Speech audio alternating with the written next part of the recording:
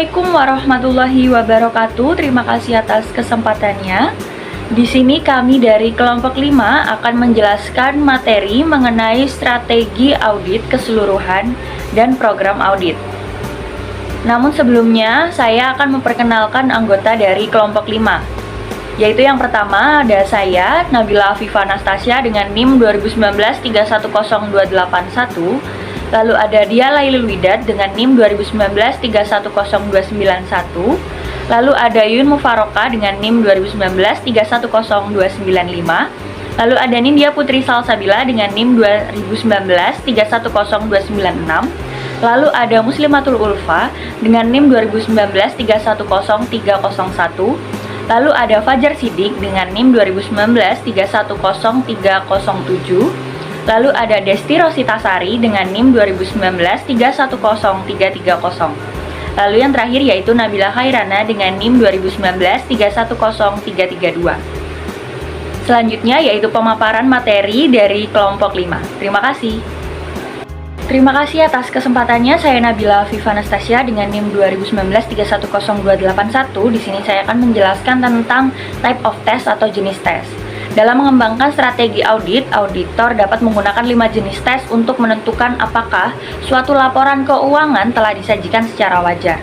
Dalam gambar 13.1, penguji pengendalian dilakukan untuk mendukung penurunan penilaian risiko pengendalian. Sementara auditor menggunakan analisis substantif prosedur dan pengujian rincian saldo untuk memenuhi risiko deteksi yang direncanakan. Substantif pengujian transaksi mempengaruhi resiko pengendalian dan resiko deteksi yang direncanakan. Karena penguji efektivitas pengendalian internal dan jumlah dolar transaksi. Standar audit mengharuskan auditor untuk memperoleh pemahaman tentang entitas dan lingkungannya, termasuk pengendalian internalnya, untuk menilai resiko salah saji material dalam laporan keuangan klien. Prosedur penilaian resiko dilakukan untuk menilai resiko salah saji material dalam laporan keuangan. Auditor melakukan pengujian pengendalian, pengujian substantif pengujian transaksi, dan prosedur analisis substantif serta pengujian atas rincian saldo dalam menanggapi penilaian auditor atas resiko salah saji material. Baik, di slide selanjutnya, prosedur untuk memperoleh pemahaman tentang pengendalian internal umumnya tidak memberikan bukti yang cukup dan tepat bahwa suatu pengendalian telah beroperasi secara efektif.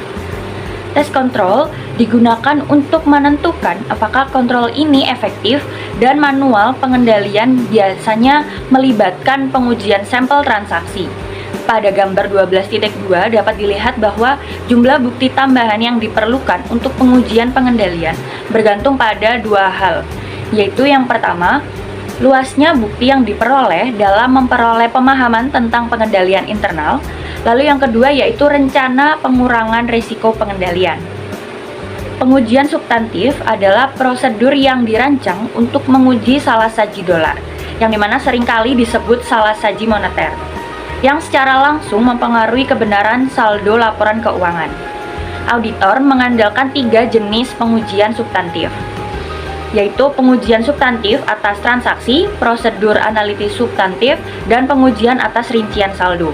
Pengujian substantif atas transaksi digunakan untuk menentukan apakah keenam tujuan audit terkait tindakan transaksi telah dipenuhi untuk setiap kelas transaksi. Mungkin itu saja yang dapat saya jelaskan, selanjutnya akan dijelaskan oleh rekan-rekan saya. Baik, di sini saya akan melanjutkan presentasi dari rekan saya.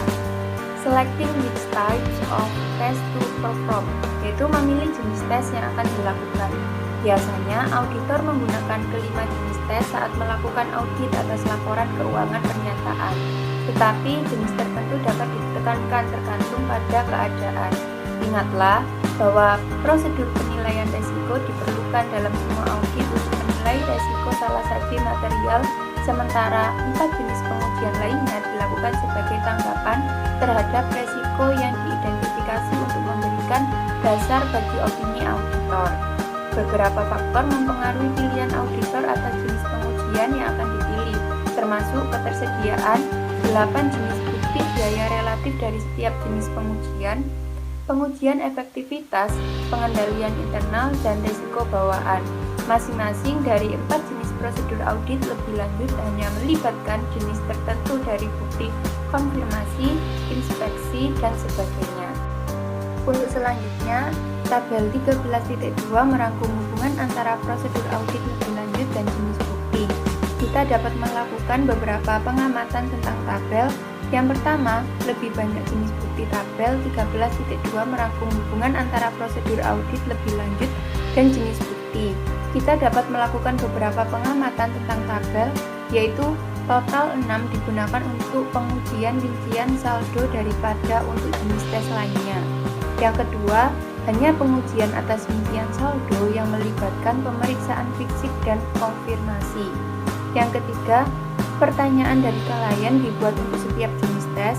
Yang keempat, inspeksi digunakan dalam setiap jenis pengujian kecuali prosedur analitis substantif. Yang kelima, kinerja ulang digunakan di setiap jenis tes kecuali analitik substantif prosedur.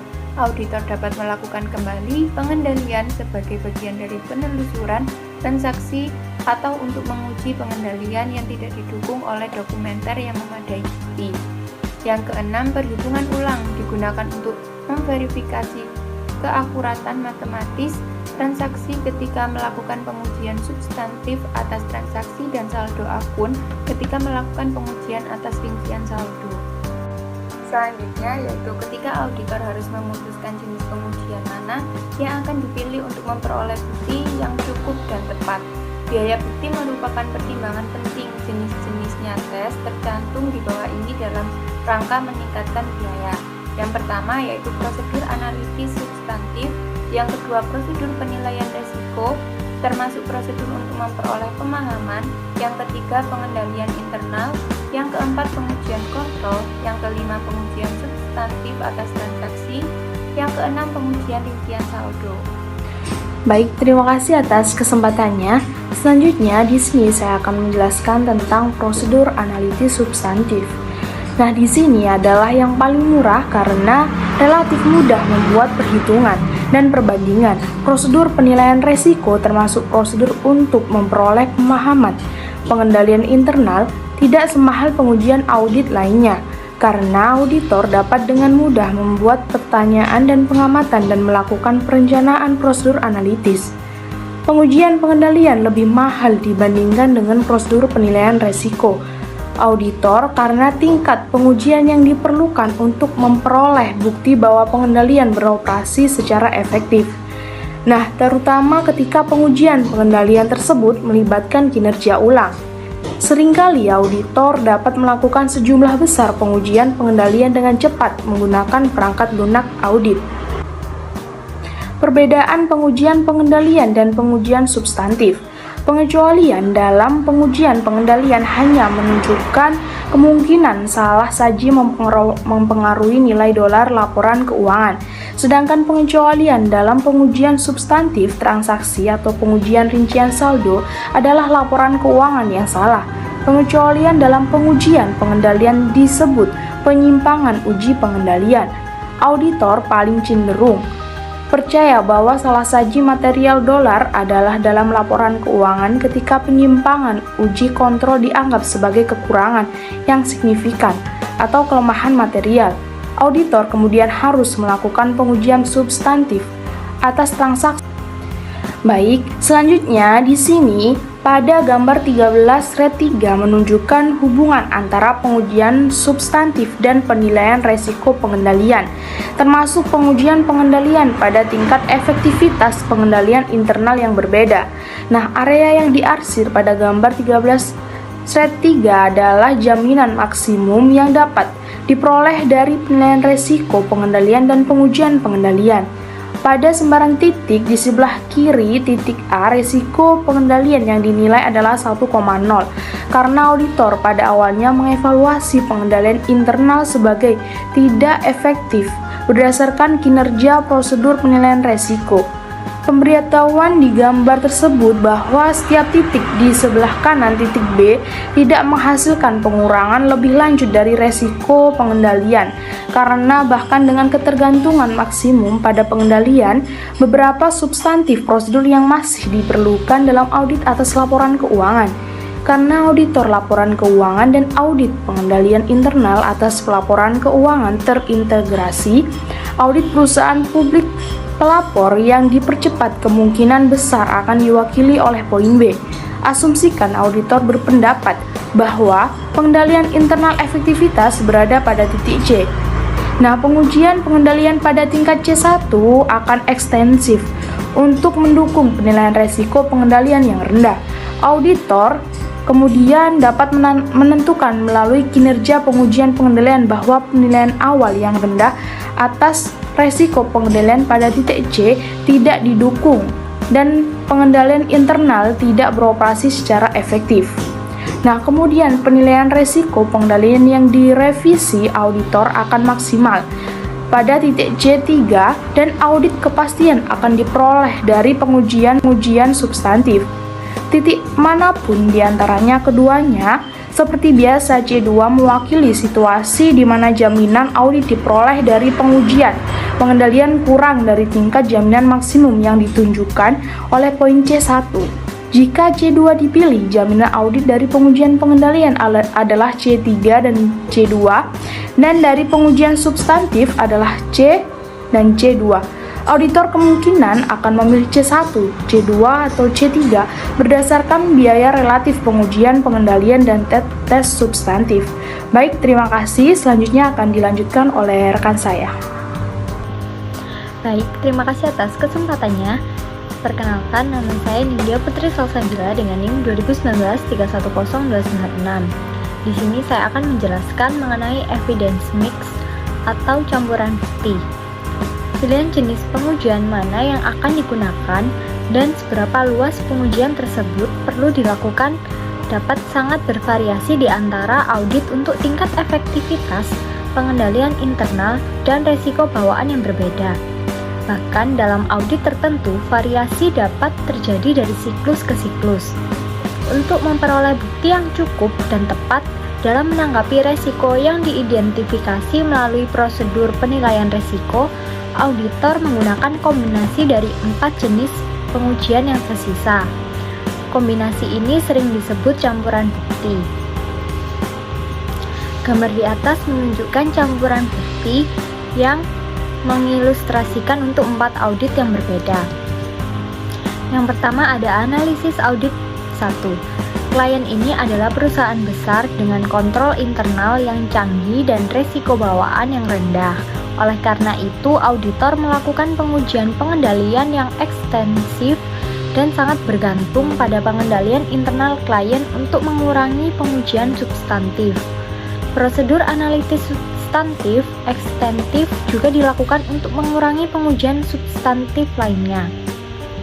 Oleh karena itu, pengujian substantif atas transaksi dan pengujian atas rincian saldo diminimalkan. Karena penekanan pada pengujian pengendalian dan prosedur analitis substantif, audit ini dapat dilakukan dengan relatif murah. Audit ini kemungkinan mewakili campuran bukti yang digunakan dalam audit terintegrasi atas laporan keuangan perusahaan publik dan pengendalian internal atas pelaporan keuangan. Lalu selanjutnya ada analisis audit 2. Perusahaan ini berukuran sedang dengan beberapa kontrol dan beberapa resiko bawaan. Auditor telah memutuskan untuk melakukan pengujian dalam jumlah sedang untuk semua jenis pengujian kecuali prosedur analitis substantif yang akan dilakukan secara ekstensif. Pengujian yang lebih ekstensif akan diperlukan jika resiko bawaan spesifik ditemukan. Selanjutnya ada analisis audit 3. Perusahaan ini berukuran sedang tetapi memiliki sedikit pengendalian yang efektif dan resiko bawaan yang signifikan. Mungkin manajemen telah memutuskan bahwa pengendalian internal yang lebih baik tidak efektif dari segi biaya. Karena kurangnya pengendalian internal yang efektif, kita dapat berasumsi bahwa perusahaan ini mungkin adalah perusahaan non-publik. Tidak ada pengujian pengendalian yang dilakukan karena ketergantungan pada pengendalian internal tidak tepat jika pengendalian tidak cukup untuk perusahaan non-publik. Auditor menekankan pengujian rincian saldo dan pengujian substantif atas transaksi, tetapi beberapa prosedur analitis substantif juga dilakukan. Prosedur analitis substantif biasanya dilakukan untuk mengurangi pengujian substantif lainnya karena prosedur tersebut memberikan bukti tentang kemungkinan salah saji material. Jika auditor sudah mengharapkan untuk menemukan salah saji material dalam saldo akun, prosedur analitis tambahan tidak efektif. Biaya audit cenderung relatif tinggi karena jumlah pengujian substantif yang terperinci. Yang terakhir adalah analisis audit 4. Rencana awal audit ini adalah untuk mengikuti pendekatan yang digunakan dalam audit 2. Namun, auditor kemungkinan besar menemukan penyimpangan pengujian pengendalian yang ekstensif dan salah saji yang signifikan saat melakukan pengujian substantif atas transaksi dan prosedur analitis substantif. Oleh karena itu, auditor menyimpulkan bahwa pengendalian internal tidak efektif. Pengujian rinci saldo yang ekstensif dilakukan untuk mengimbangi hasil pengujian lainnya yang tidak dapat diterima. Biaya audit ini lebih tinggi karena pengujian pengendalian dan pengujian substantif atas transaksi telah dilakukan tetapi tidak dapat digunakan untuk mengurangi pengujian atas rincian saldo.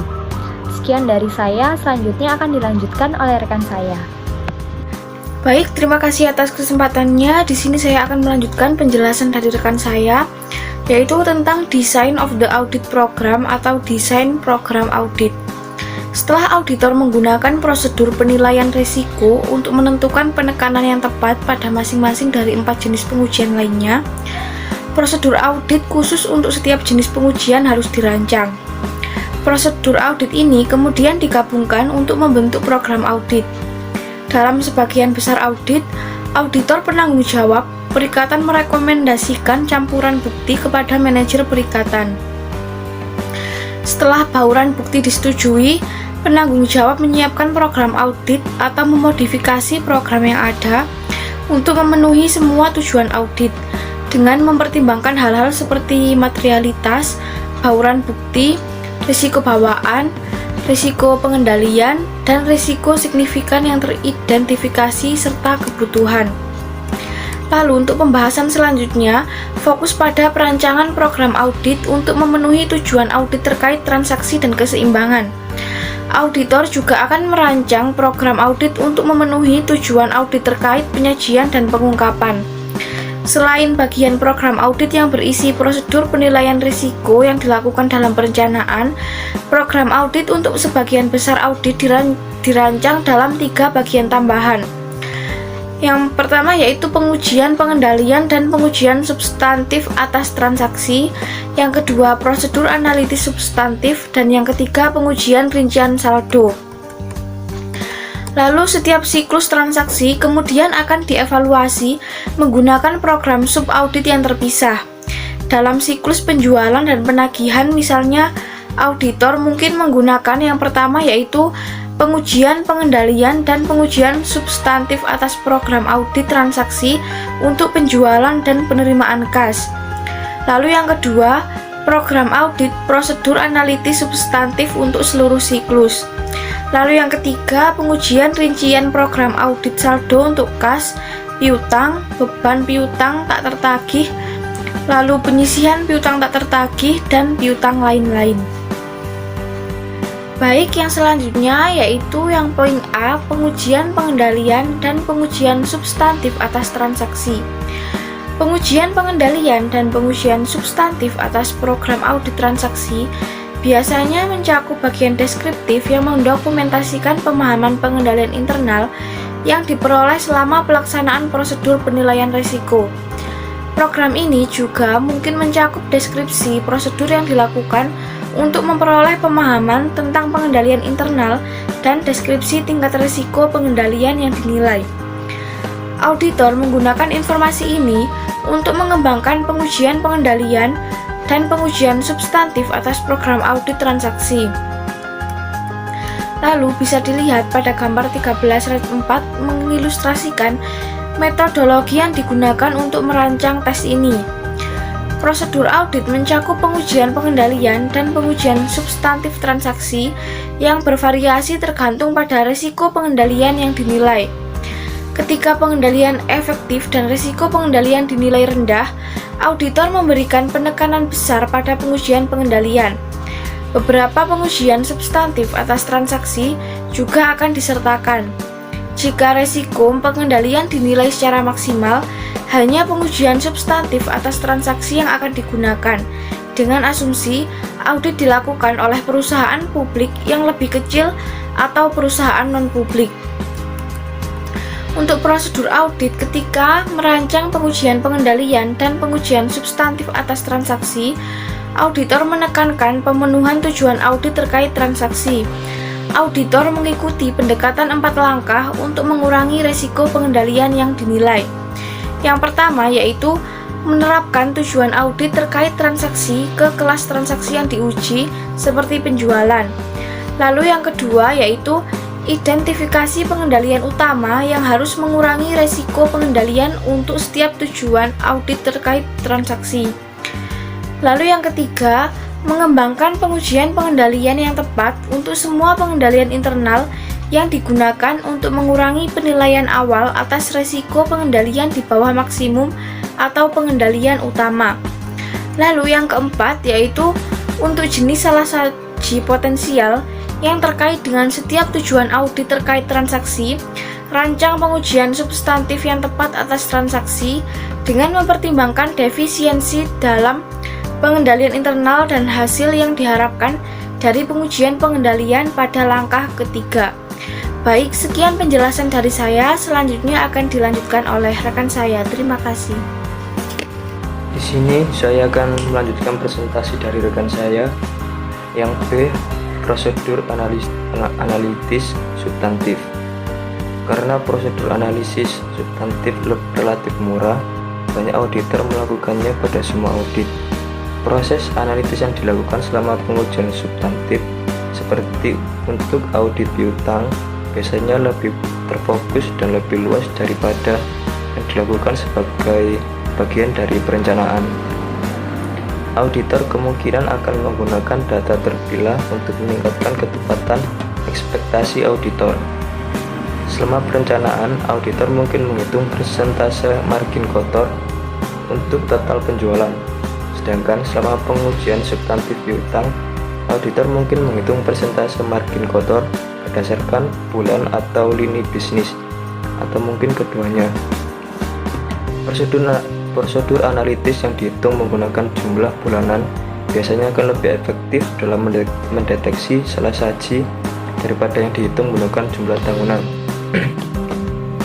Jika penjualan dan piutang didasarkan pada hubungan yang dapat diprediksi dengan data non-keuangan, auditor sering menggunakan informasi tersebut untuk prosedur analitis.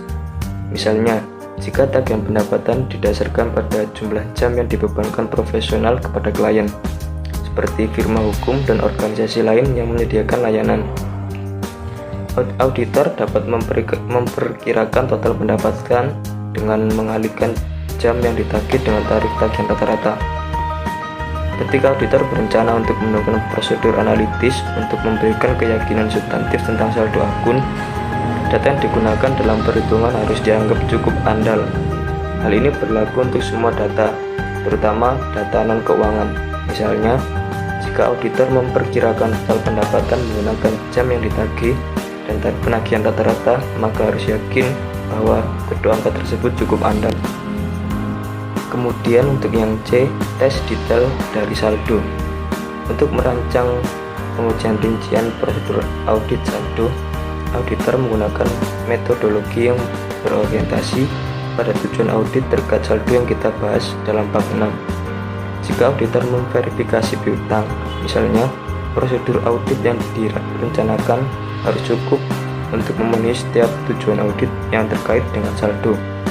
Dalam perencanaan pengujian rincian prosedur audit saldo, untuk memenuhi tujuan ini, banyak auditor mengikuti metodologi seperti yang ditunjukkan pada gambar 13.6 untuk piutang. Yang pertama, mengidentifikasi risiko signifikan dan menilai risiko adalah salah satu material untuk akun piutang.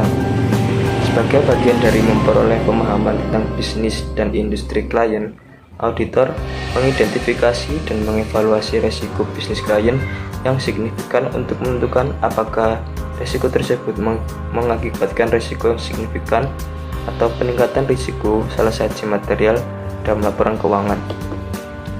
Risiko bawaan dinilai dengan mengidentifikasi setiap aspek dari riwayat lingkungan atau persiklan yang mengidentifikasi kemungkinan salah satu yang tinggi dalam laporan keuangan tahun berjalan.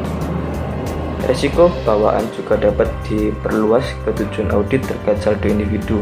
Misalnya, kondisi ekonomi yang merugikan dalam industri klien dapat membuat auditor menyimpulkan bahwa terdapat risiko tinggi piutang tak tertagih atau tujuan nilai yang dapat direalisasikan. Risiko bawaan masih bisa rendah untuk semua tujuan lainnya. Yang kedua, tetapkan materialitas kinerja. Auditor harus memutuskan pertimbangan awal tentang materialitas untuk audit secara keseluruhan dan kemudian mengalokasikan total ke saldo akun untuk menetapkan materialitas kinerja untuk setiap saldo yang signifikan. Untuk tingkat materialitas yang lebih rendah, lebih banyak pengujian detail diperlukan dan sebaliknya. Beberapa auditor mengalokasikan materialitas kinerja untuk tujuan audit terkait keseimbangan individu, tapi sebagian besar tidak. Yang ketiga, menilai risiko pengendalian untuk siklus penjualan dan penagihan. Metodologi untuk mengevaluasi risiko pengendalian akan diterapkan pada penjualan dan penerimaan kas dalam audit piutang usaha.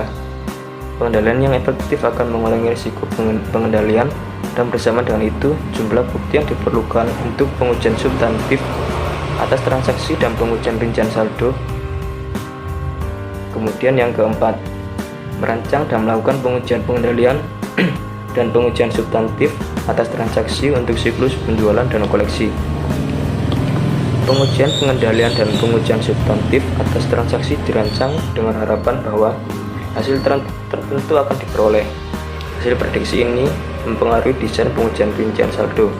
Sebagai contoh, auditor biasanya berencana untuk melakukan pengujian pengendalian yang ekstensif ketika risiko pengendalian dinilai rendah. Ini akan memungkinkan pengujian substantif yang kurang ekstensif atas saldo piutang usaha. Kemudian yang kelima, merancang dan melaksanakan prosedur analitis substantif untuk piutang usaha keseimbangan. Auditor melakukan prosedur analitis substantif untuk suatu akun seperti piutang untuk dua tujuan. Yang pertama, untuk mengidentifikasi kemungkinan salah satu dalam saldo akun dan untuk mengurangi pengujian audit yang terperinci. Hasil prosedur analitis substantif secara langsung mempengaruhi luas pengujian atas rincian saldo. Kemudian yang keenam, desain tes rincian saldo piutang untuk memenuhi saldo terkait tujuan audit. Pengujian terinci atas saldo yang direncanakan meliputi prosedur audit ukuran sampel, item untuk dipilih dan waktu. Prosedur harus dipilih dan dirancang untuk setiap akun dan setiap tujuan audit terkait saldo dalam setiap akun.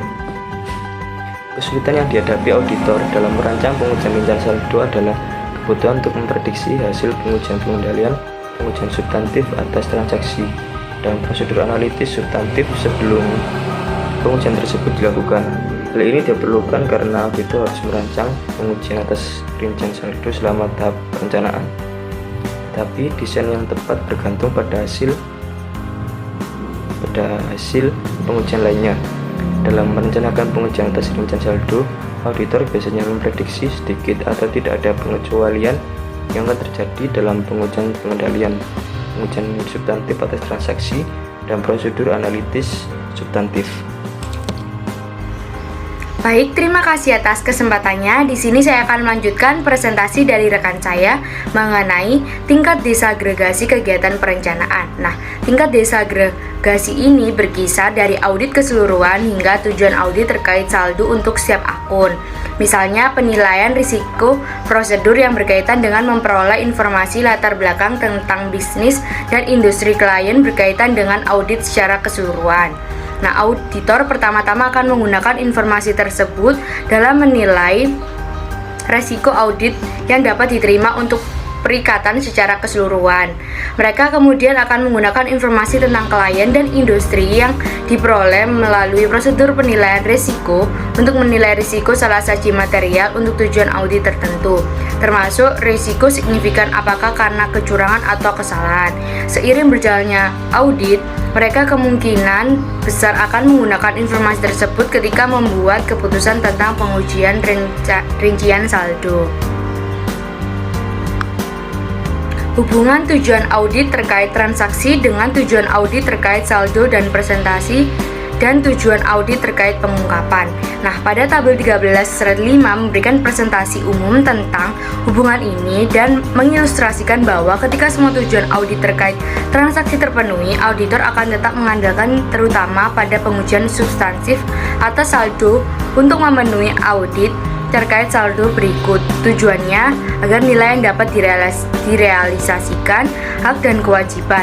Pengujian substantif tambahan atas saldo juga mungkin dilakukan untuk tujuan audit terkait saldo lainnya, tergantung hasil pengujian, pengendalian, dan pengujian substantif transaksi.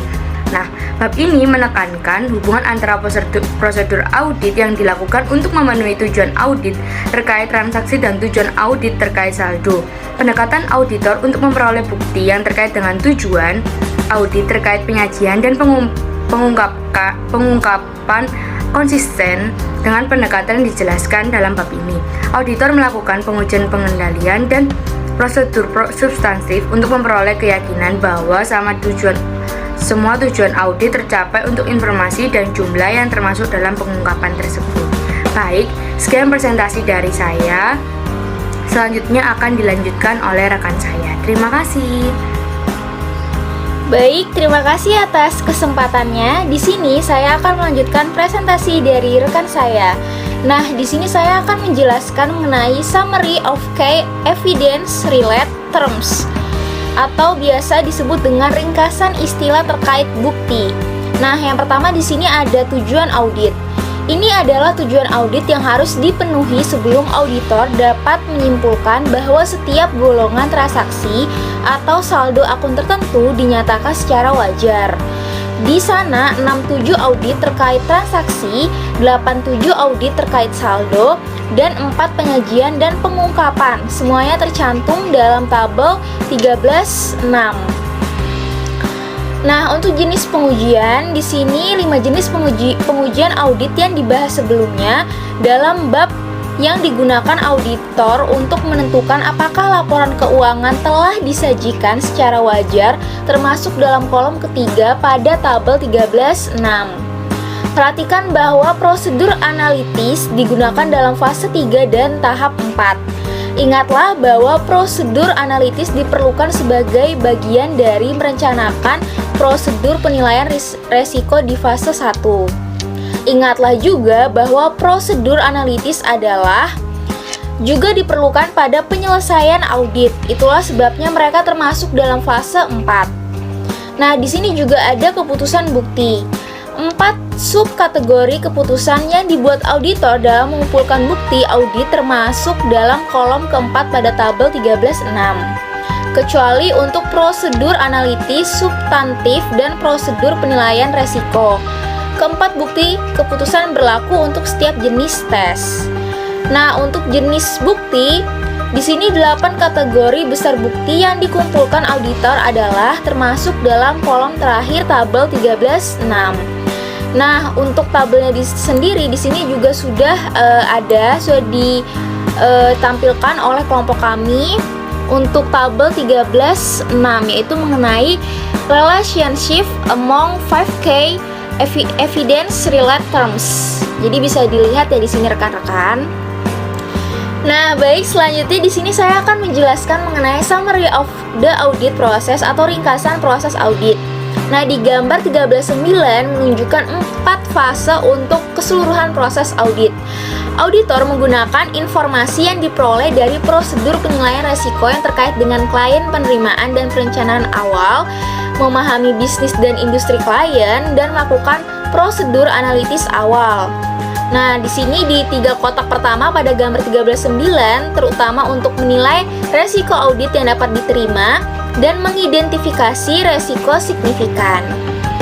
Auditor juga menggunakan penilaian atas materialities, resiko audit yang dapat diterima, resiko bawaan, resiko pengendalian, dan setiap resiko signifikan yang teridentifikasi karena kecurangan atau kesalahan untuk mengembangkan strategi audit dan program audit secara keseluruhan.